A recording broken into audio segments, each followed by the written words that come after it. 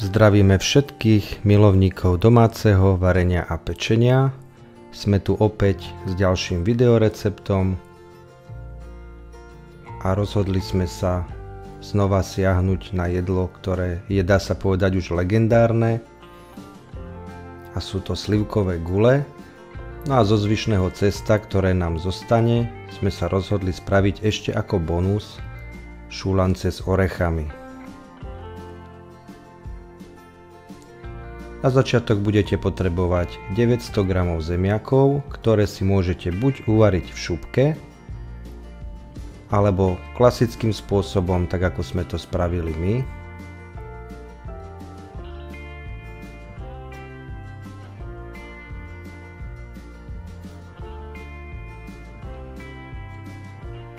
Zemiaky nezabudnite osoliť a uvarte ich do mäka. Ako náhle sú zemiaky uvarené, je potrebné ich rozdrviť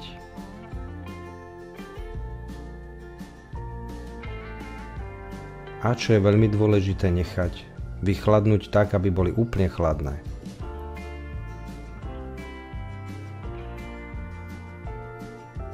Až potom je možné z nich spraviť cesto. Medzi tým, kým nám zemiaky chladnú, zbavíme sliviek jadra, čiže kôstky.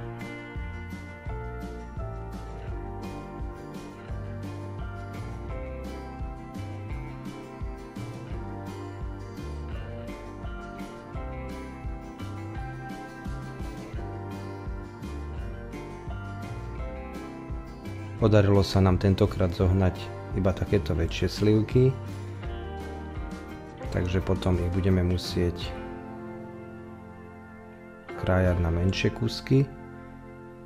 Zemiaky nám už vychladli, takže ich dáme pekne do misky. Slivky máme pripravené. Do zemiakov pridáme jedno vajce.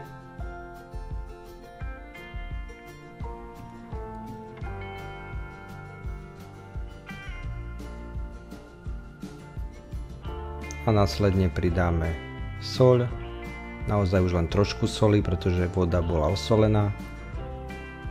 No a nasleduje múka, môžete použiť hladkú múku, my používame radšej múku polohrubú.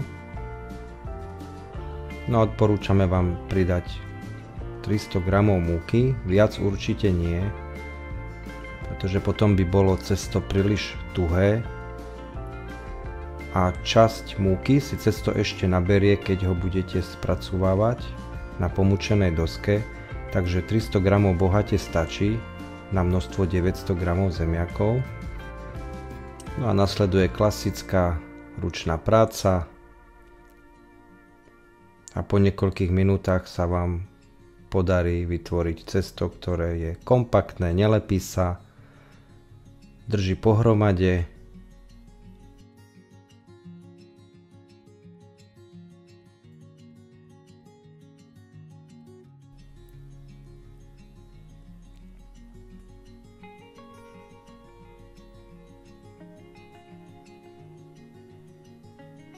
Cesto máme hotové a pripravené na ďalšiu prácu.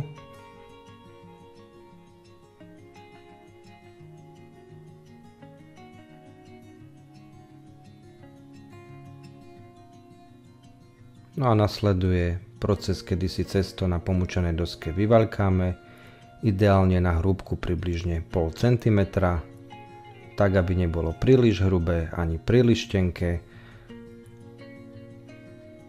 aby nám slivka z neho nevytiekla a na druhej strane, aby nebolo príliš tuhé na zahryznutie.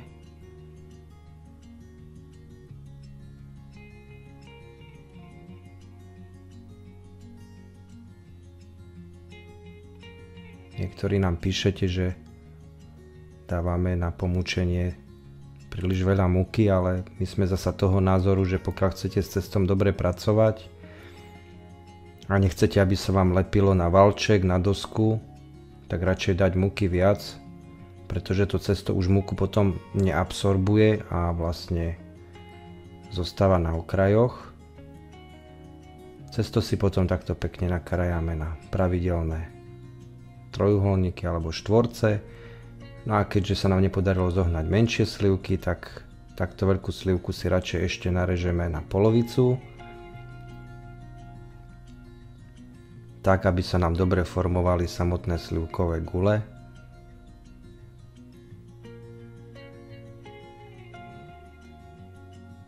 A slivka nám počas varenia neušla von.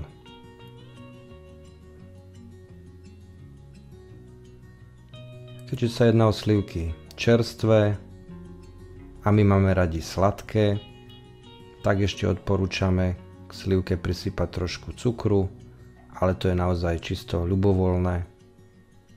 Netvrdíme, že to takto musí byť, ale kto má rád sladké, tak si ten život proste trošku viac osladí. No a snažíme sa vytvoriť kvázi taštičku, ktorú potom sformujeme do gule, tak aby pekne cesto obalilo celú slivku vo vnútri. No a keďže opakovanie je matka múdrosti, tak si to ukážeme celé ešte raz. Pridáme trošku cukru, vytvoríme taštičku, zlepíme na vrchu,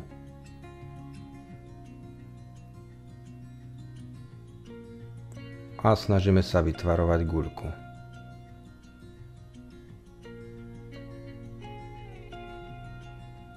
Keďže ide o domáce varenie, určite nebudú guľky presne podľa pravítka. A kto by chcel mať guľky podľa pravítka, môže si kľudne kúpiť polotovar v obchode, kde bude mať guľky dokonalé.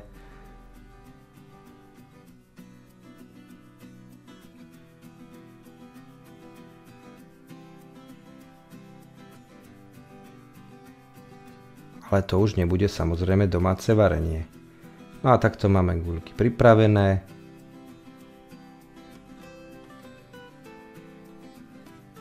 Takže je čas dať vodu na plyn a čakať, kým nezovrie. No a kým sa tak stane, rozpustíme si približne 200 g masla, do ktorého dáme približne 100 g strúhanky,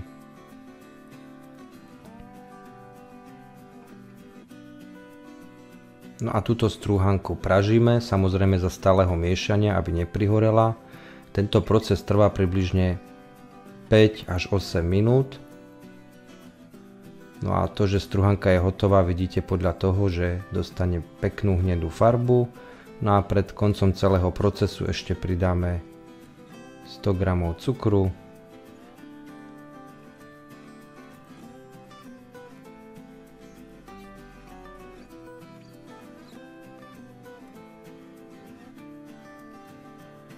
ešte trochu popražíme a keď je strúhanka takto pekne hnedá, je hotová.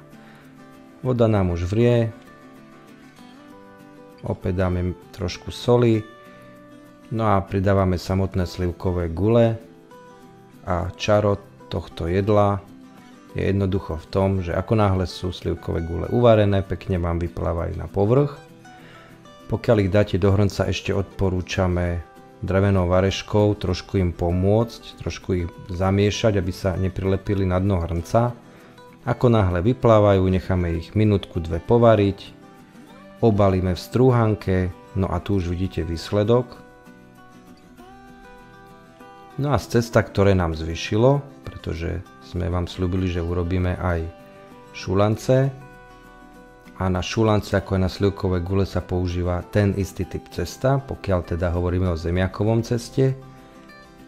Takže ako vidíte, zo zvyšného cesta si pekne vyvaľkáme takéto hadíky. Toto je tá časť varenia, kde môžete pokojne zapojiť svoje deti a ešte sa popri tom aj zabavia. No a postupne budeme vyrábať jednotlivé šulance.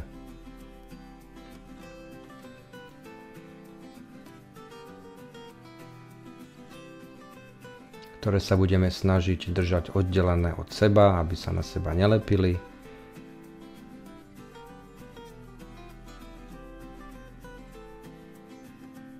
A podobne ako pri slivkových guliach, takisto dáme do horúcej vody.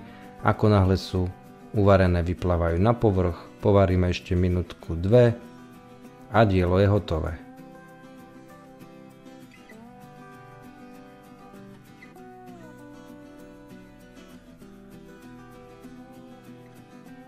Tak dobre vyzerajú, až sme sa ich skoro zľakli.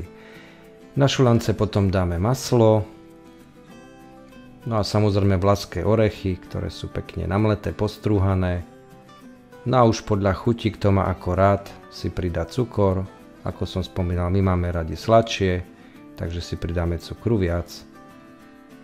Ďakujeme, že ste na dnes sledovali. Ďakujeme za zdieľania, odbery nášho kanála a tešíme sa na ďalšie stretnutie s vami.